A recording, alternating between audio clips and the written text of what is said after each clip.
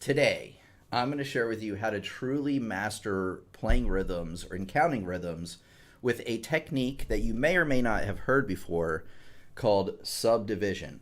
And we're going to start out with a basic review of how to count rhythms, and then we're going to move on into subdivision, mainly breaking down quarter notes into eighth notes into sixteenths, and maybe even we'll talk about breaking them into triplets, which gives students quite a bit of trouble. But let's get moving on here. So it's your piano teacher, Tim, here. Welcome to Piano Lessons on the Web. We are live today. Feel free to let me know how you're feeling and what you're thinking in the chat. Always love to hear from new and returning students, especially let me know if you can't see me or hear me. Hopefully everything is good on your end. So we have some new setup here, and hopefully it works out well. So just give me 1 second, guys.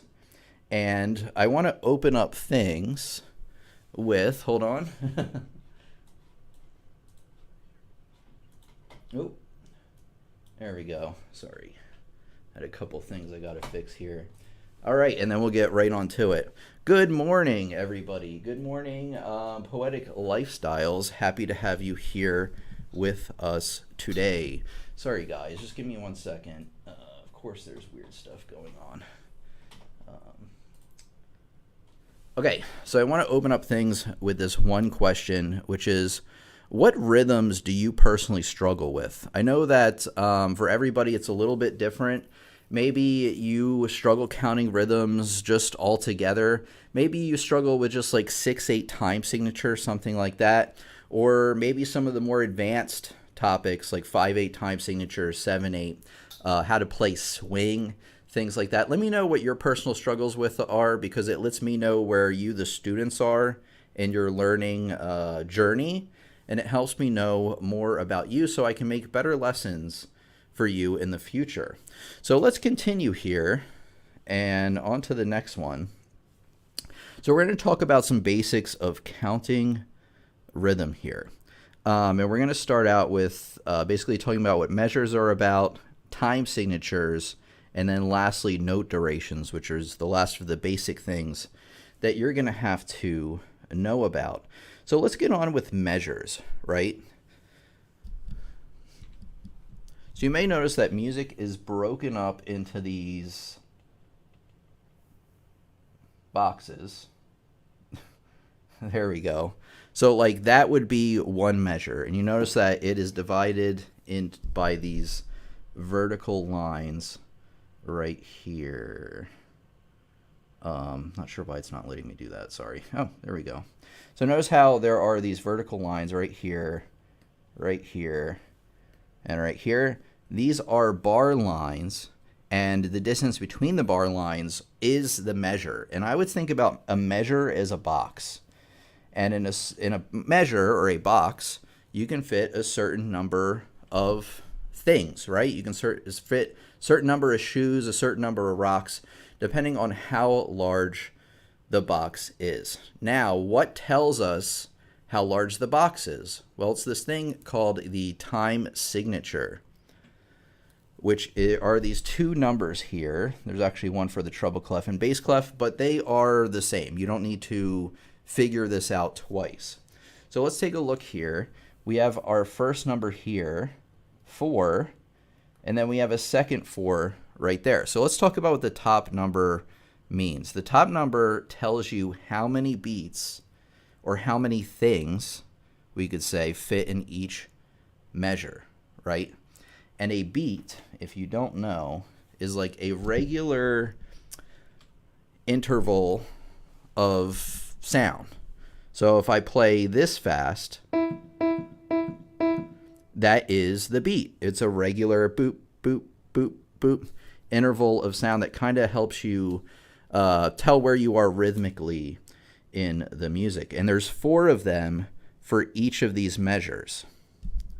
So now I want to teach you about this, which is the quarter note. The quarter note, which is right here, you can tell it's a quarter note because it has a stem and a filled-in head. And this is going to be played for just 1 beat. You're just going to play the piano and you're going to say 1. So that takes up 1 beat, and we can actually fit in 3 more, as you know from basic math here. And so we can fit in 4 quarter notes in each measure. Now you may see something like this. Now this is very important, so pay close attention.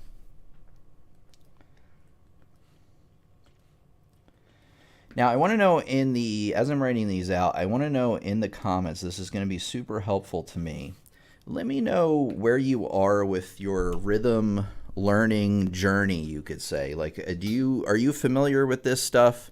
Do you struggle with the more, like basically, are you familiar with counting rhythms? Just yes or no in the chat would help me out. Anyway, you may see something like this. And now you may be thinking, well, you said that there's 4 beats in this measure, but there are 8 notes here. So what gives? Well, when we're counting, right, we're counting in vertical columns because we have a treble clef, which is the top lines there, and then the bottom lines, which are the bass clef. And these are actually played simultaneously, since the right hand's played with treble clef's played with your right hand, bass clef is played with your left hand. So those are played basically together. 1, 2, 3, 4. So when you're counting up the beats, you're not counting treble clef plus bass clef. It's just really 1, and they should line up, like I said, in these vertical columns. That's very important. When you're first learning this stuff, a lot of students will mess that up. Okay, yes, know this, yes, yes, no. Okay, a lot of you know this stuff, but this is like the review, and then we're gonna get on to the subdivision, and then I'm gonna point you to some more advanced lessons at the end in case this is just a review for you. But I do recommend you pay close attention just in case. Okay, now we said a minute ago that we're going to cover measures. We did that. Remember, measures are just the boxes that separate music. We talked about time signature, which are those 2 numbers. Now, one thing I forgot to mention, glad I went back to this page, is that the time signature has a top number, which tells you how many beats in each measure. So if there was 3, if we had 3, 4, and 3 was the top number, we'd only have 3 per measure. But the bottom number, 4, we're not going to get too much into it today, but just know this. If I changed the top number to a 1 and I kept the bottom number as a 4, we'd have this. 1/4, right? 1/4. And what's another way of saying 1/4? Quarter, right? Since that's a quarter of a whole pie. And we have these things called a quarter note. So what the bottom number tells you is that the quarter note gets 1 beat. If the bottom number was an 8, then something called the 8th note would get 1 beat. But when you're a beginner just counting out, 99% of the time signatures you're going to be working with end in 4. Just know that if the bottom number is 8, then it kind of changes the counting of all the other notes. And maybe we'll get to that today, maybe not. That's not really in the scope of the lesson, but we may cover it. It's kind of in the scope. Anyway, let me know any comments or questions you have so far. We're going to keep it moving here, since I know a lot of you do know this stuff, but some of you don't. And note durations. Let's go into note durations a little bit more. So we talked about the quarter note, right? And I said that you can tell a quarter note right away because it has what's called a filled-in head, which is that part. And then it has a stem up there. I did not mean to bring the news up. Sorry about that. And then the stem. Don't you just love that in Windows, how there's like this little thing at the bottom now when you touch it, it just gives you the...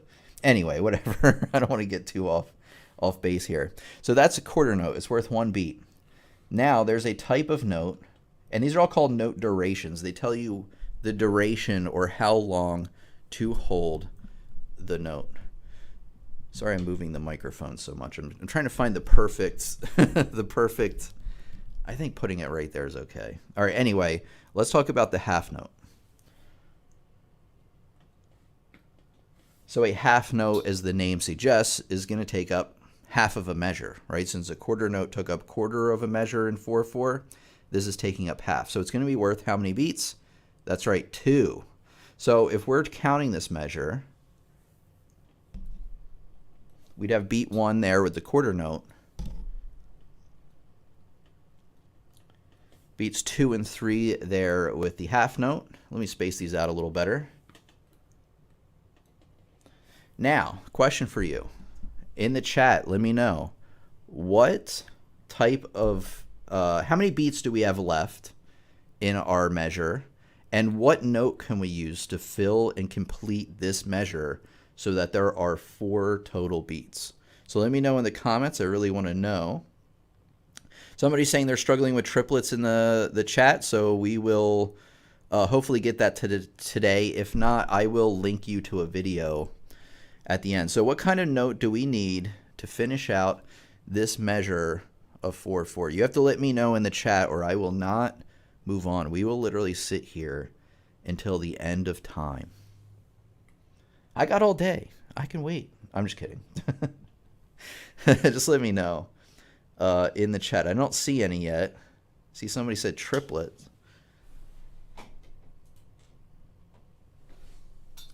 Somebody says hello and good morning to you and everybody. Professor Tim, you're doing a great job. Thank you. No, don't stop. I will not. Quarter note. That's right. That's right. Poetic lifestyle. Got it right. So we can draw a quarter note and finish out this measure.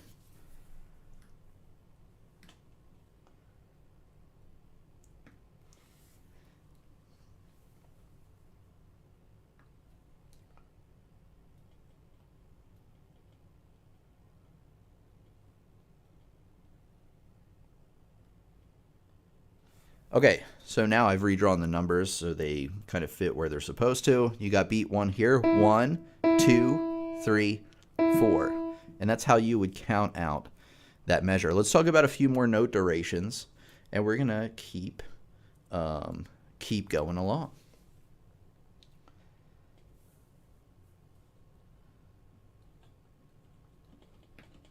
So we talked about a note worth 1 beat, a note worth 2 beats, and now we're going to talk about the type of note that has 5 beats. No, I'm just kidding. The type of note that has 3 beats.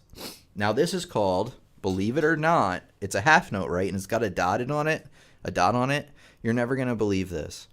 This is called a dotted half note. I know, it's crazy. So a half note gets 2, dotted half note gets 3. But why?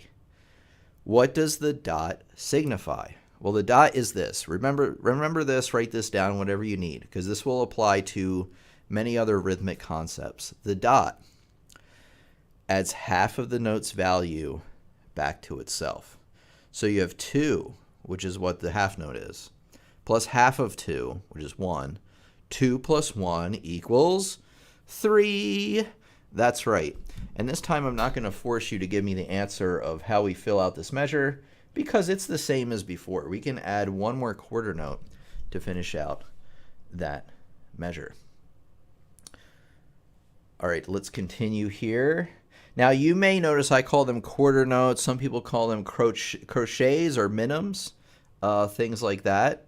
So know that there's a little bit of vocabulary translation going on, but I call them quarter notes, half notes, things like that, and you can look up the conversions to those. I believe minimum's an eighth note,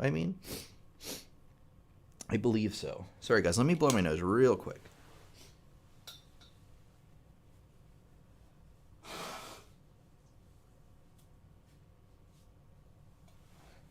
Sorry about that. We got allergies going on today, or at least I do.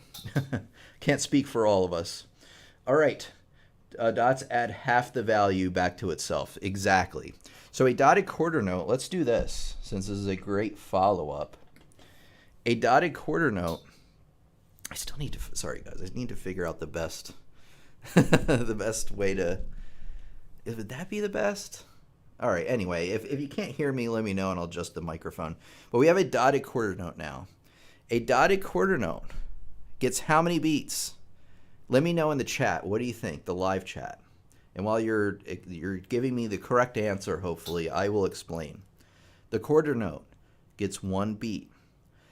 The dot, remember, adds half of the note's value back to itself.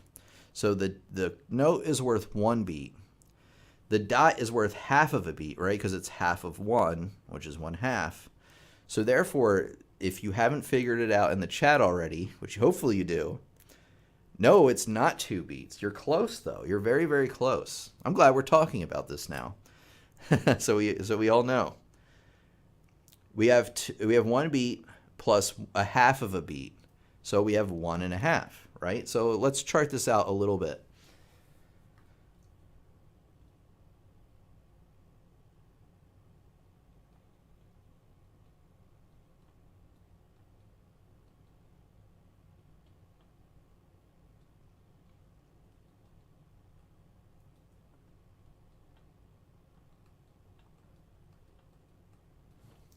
Okay, so here I drew with my doctor's handwriting, which you all love. What this equation says up top says note plus dot, right, up top. And then it says 1 plus a half. So the note represents 1 plus half of 1, right, equals 1.5. All right, we're getting some questions in here. I will answer some of these here, and we'll take a little question break here in a second so I can get to some of these. So it gets 1.5. Do you guys get it now? I know some people were saying 2. Maybe the answer is 2.5, 1.75.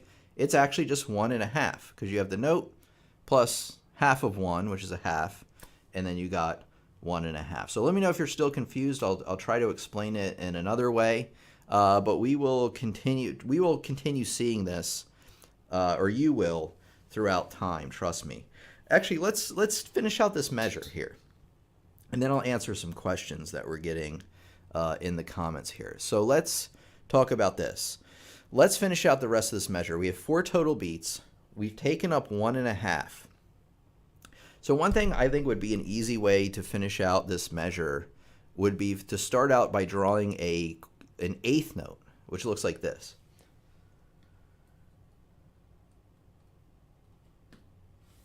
This is an eighth note. Notice how it looks like a quarter note, but it has a flag on it. And in fact, when you have 2 eighth notes together, it looks like this.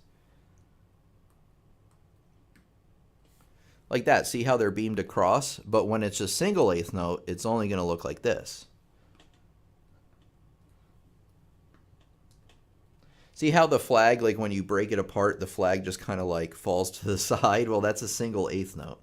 So how many beats do we have so far? Well, we have 1.5 plus a half. So we have 2 beats so far.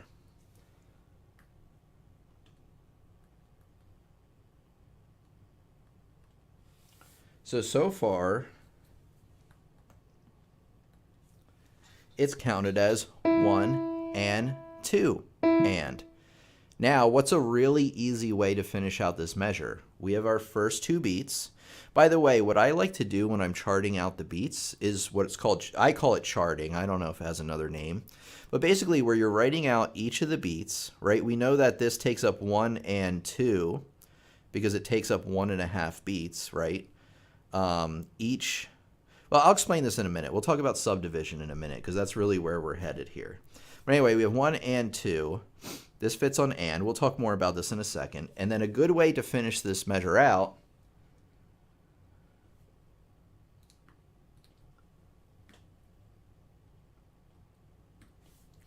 is with a half note. So beats 3 and 4 would be right here. This would be counted 1 and 2 and 3, 4, like that. Let me redraw the charting because it changes a little bit as I write notes in. So let's do this.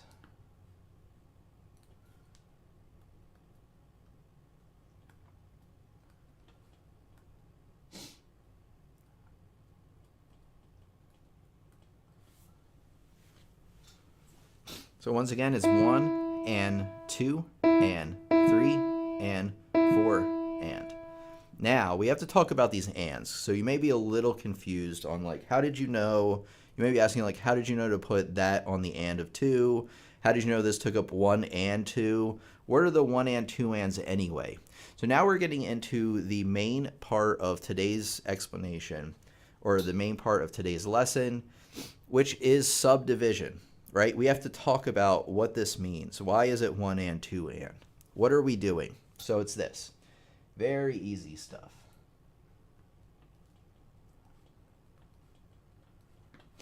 Question. Does this look familiar? This right here, these 4 notes here. It should. It's the very first rhythm that I charted out today.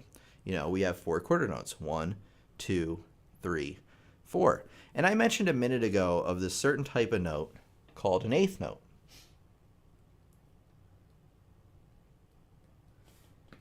And then when you have 2 eighth notes together, it looks like this. And if I had a full measure of eighth notes, it would look like this. Like that right there.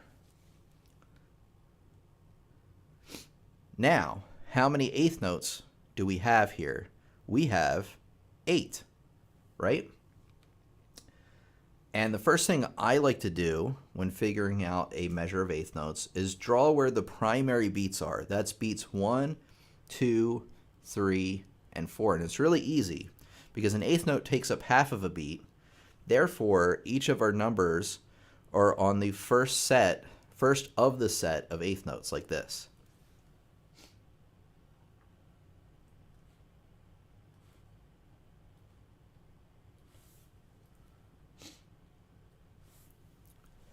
Just like that. Now, that's not exactly what we have. We have the other half of each beat here, and we use this term and, which I was just using on the measure before, and it looks like a plus sign.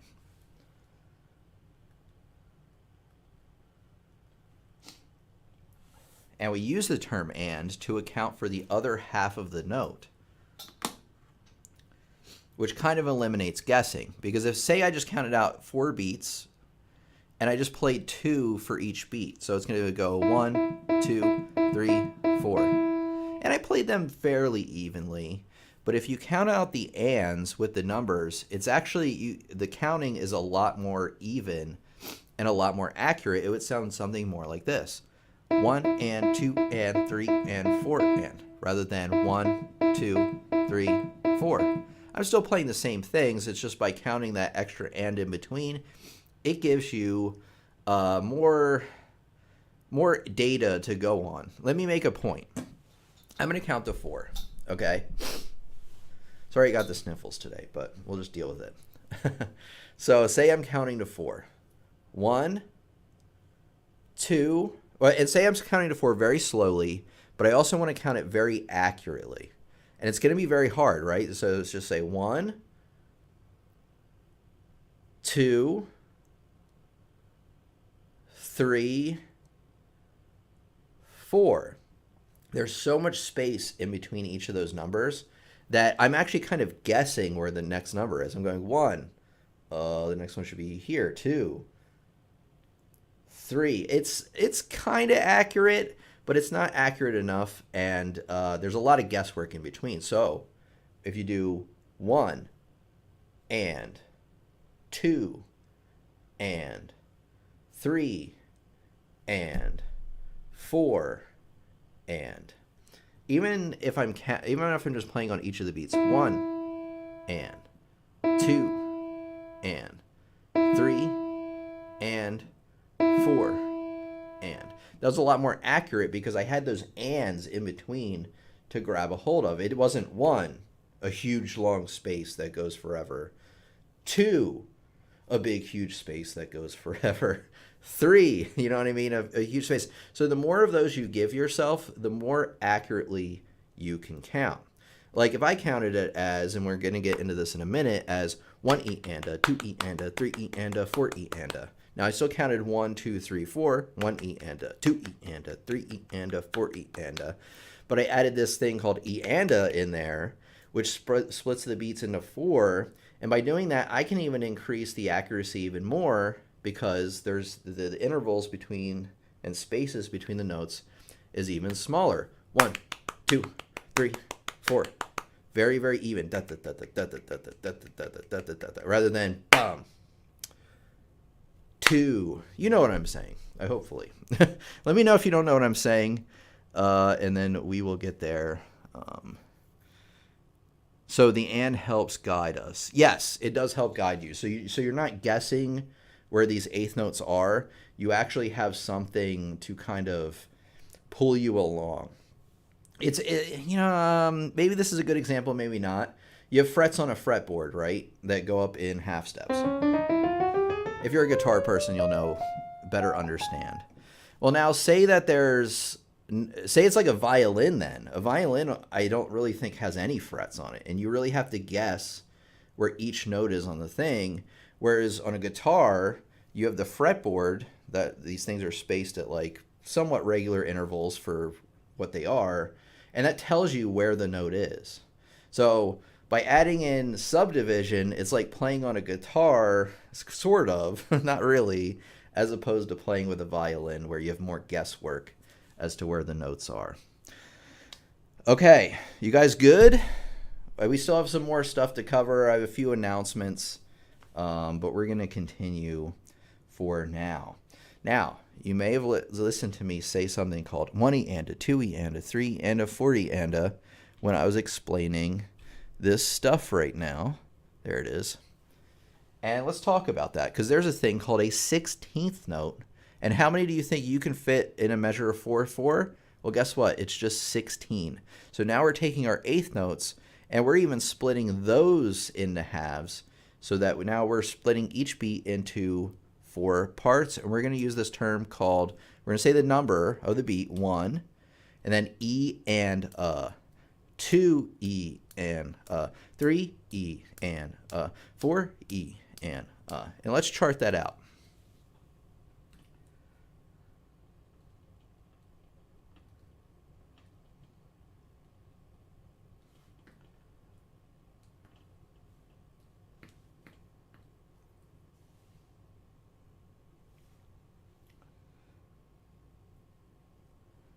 Okay, so if I'm looking at this for the very first time, the first thing I like to do, and I mentioned this with the eighth notes, is I want to identify where the primary beats are. You know, the 1, 2, 3, and 4. So I have good news. Each of the first of these groups of 4 are our primary beats, because remember, we're taking each beat, we're saying the number of the beat, and then we're saying E and 1 E and those are our 4 parts. So let's write out our primary beats, and then we'll write in the subdivisions.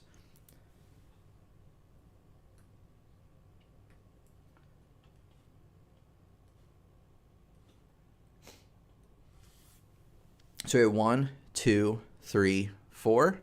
And now let's write in the second half of each beat, which we did with the term and. So we still have our ands in here, but they're in a slightly different location.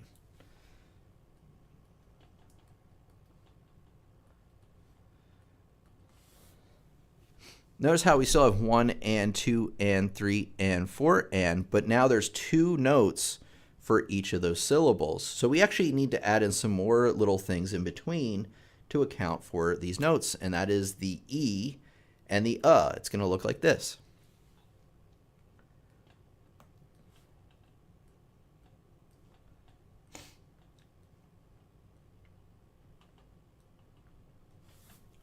It's going to be counted 1E and 2E and 3E and 4E and just like that. So that is subdivision. We're going from straight quarter notes right here.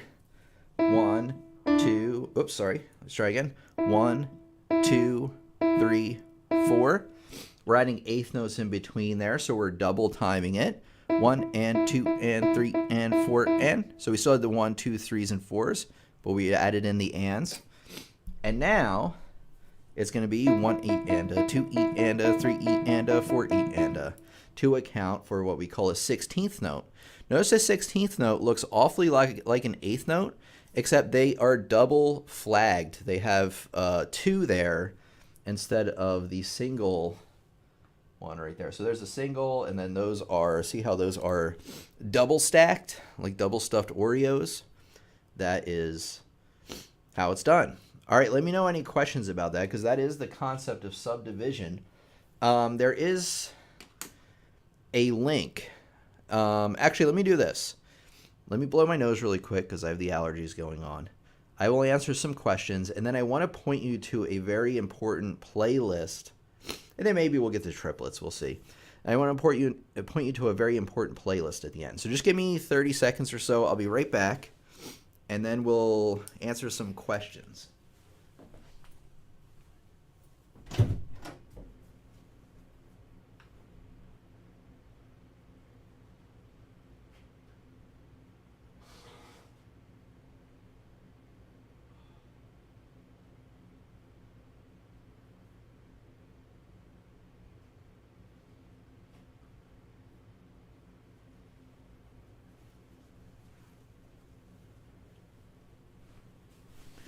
Okay, we're back.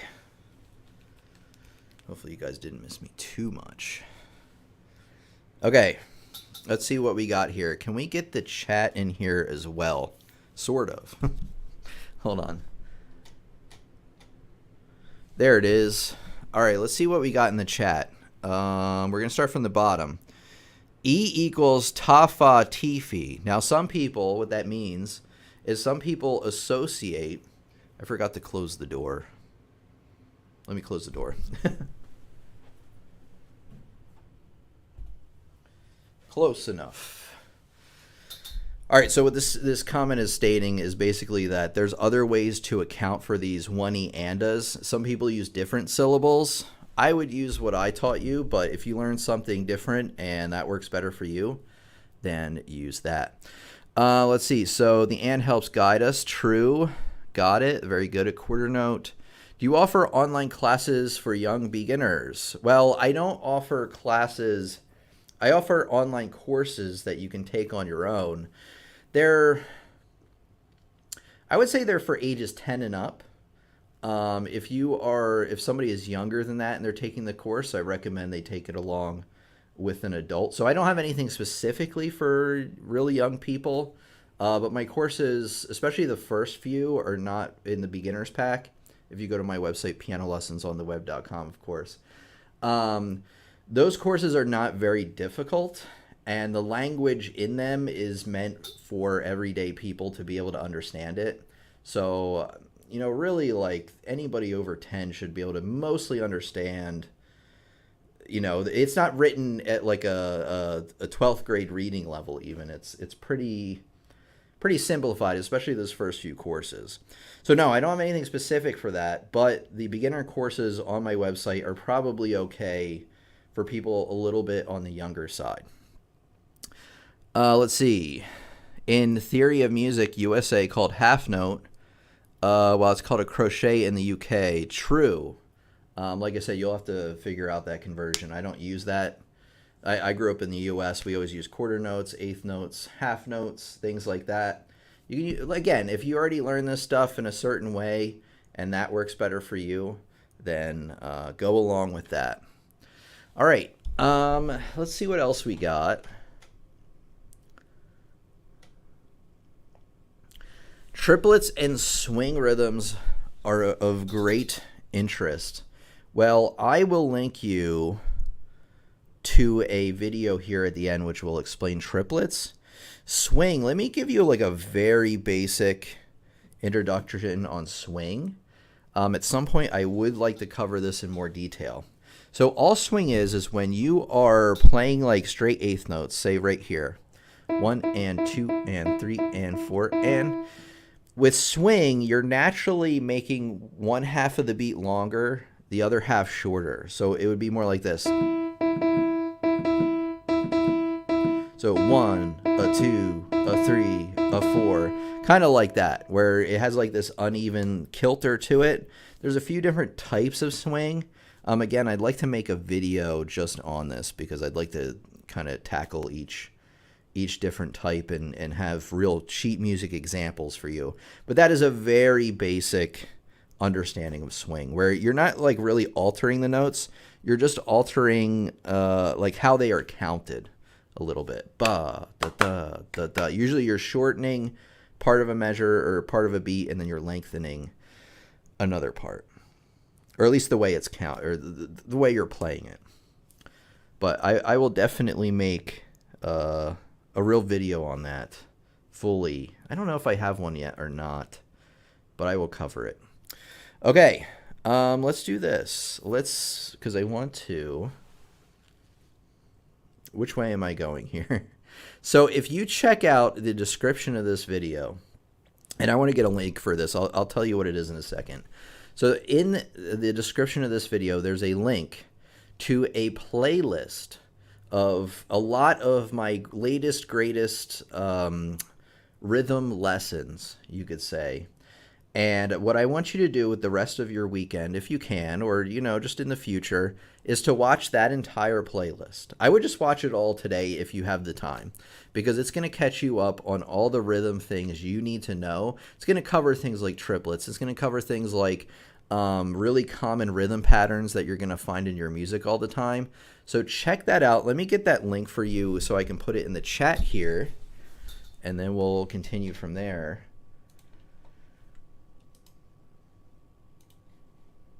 Okay, let me do this. Rhythm playlist.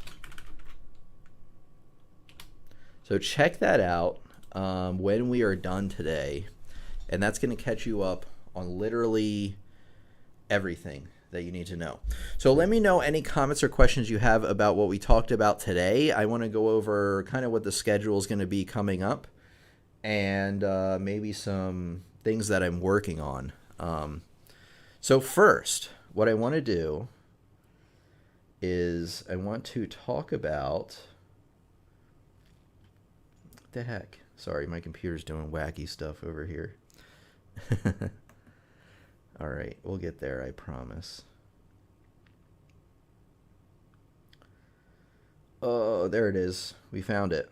Okay, I want to talk about 5 reasons you should sign up for courses over on my website, pianolessonsontheweb.com. Reason the first, it's great for beginners and those who have a foundation already that are they want to build on. So if you just found out about me and you're looking to learn a lot more, these courses are for you. So if you don't know, over on my website, pianolessonsontheweb.com, I have over 20 courses designed to help you learn a lot more about not just piano, but music theory, rhythm, and anything else you need to become a well-rounded musician. I told somebody earlier who asked about it, it's learn at your own pace. You don't have to attend class or anything, but the good part of that is that you can learn, you know, say you have one week where you can really go at it and learn, the next week you're busy, and then the next week you're good again, or maybe you just, you know what I mean? Like, we all have busy schedules. These courses are for you if you are a self-taught type of person. And one question I get is like, why would I sign up for courses over on your website when I can just watch the YouTube videos here? Well, unlike just YouTube videos where we like kind of cover something and then I move on right away to something else, these are different. These will allow you to learn, practice, and master each topic, which you're going to need when you learn music, because they introduce you to topics through instructional videos, and then you're going to have printable notes, worksheets, real sheet music to play around what you're learning, so that, again, you're not just learning it, but you're learning it, practicing it, and mastering it. And then lastly, signing up for courses is a great way to both invest in your own music education and this channel as well, since, you know, I take what I make and work to make things better here. So pianolessonsontheweb.com, check that out. Check out those rhythm videos there at the end of the lesson here. And sorry, I got the allergies going on again today. And let me know any comments or questions you have in the chat. Okay, when are we meeting again? We are meeting again in 2 weeks. I have the live stream scheduled. I believe we are meeting again on the 23rd of August. And then new videos, the recorded ones, they're going to resume, I think, the first week in September. I am working on those right now, and I'm working on like kind of changing the equipment and the camera angles and stuff. So hopefully you'll see some improvements throughout time there if you haven't already. Anyway, guys, do you have any questions about what we talked about today? If not, we'll end a little bit early. But if so, that's totally fine. Let me say hello to some people here before we adjourn. Okay, thank you for coming by today. Poetic Lifestyles. We got Marsha, thanks for coming by today. Michael De Lima. We got Mahmoud. Yep. And Trixie, thanks for coming by. Michael, I think I said your name already. X. And if I forgot your name or I didn't see it here, I still appreciate RP. Thanks for coming. We got Jubert. Thanks for coming by today.